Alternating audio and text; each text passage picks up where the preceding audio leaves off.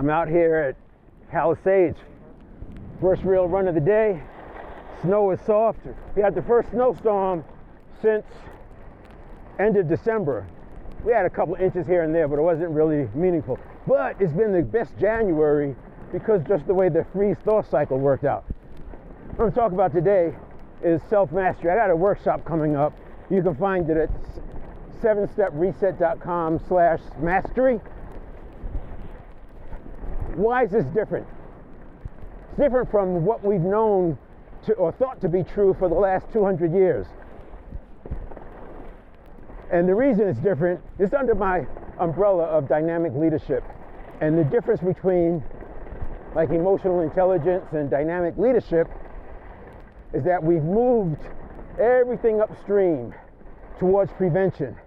So while it's not prevention, it's the same way traction control prevents you from skidding. It's not really preventing a skid, it's just micro recovering so fast that you don't notice the skid.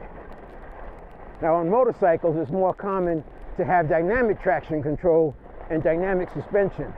And what they'll tell you is that when it's dynamic in front of traction control or dynamic in front of suspension or ABS, it's because the computer is in a feedback loop and adjusting in milliseconds. So as the motorcycle, when you start to lean, you have less traction because it's split between vectors. So if you're accelerating and you're leaning, you don't have the same traction as if you're upright. Same as on a bicycle.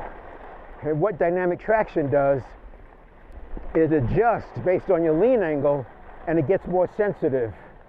And it's also using the feedback, so as the tire begins to slip and the bike is leaned over, it adjusts more quickly. Same thing with dynamic traction control. And then dynamic suspension is also, seems like prevention or prediction. It's not really predicting what the road is doing.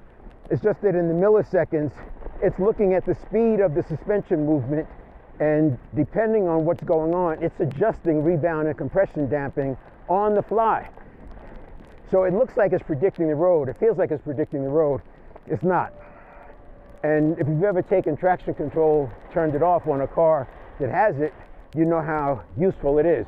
So dynamic leadership is taking emotional intelligence and moving everything upstream to, we're moving it from the conscious mind to the network of neurons, which is thought to be the subconscious mind for centuries.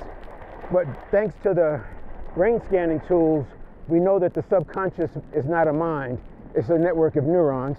We also know that you can predict where habits are looking at neural pathways based on the amount of myelin on a neuron and based on the amount of synapses between the neurons. In other words, it's predictive what's going on with habits. And as I said, you can,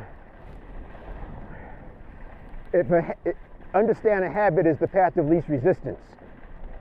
And the path of least resistance, those neurons fire faster and with more accuracy, more reliably, and quite frankly, they make it hard to break habits.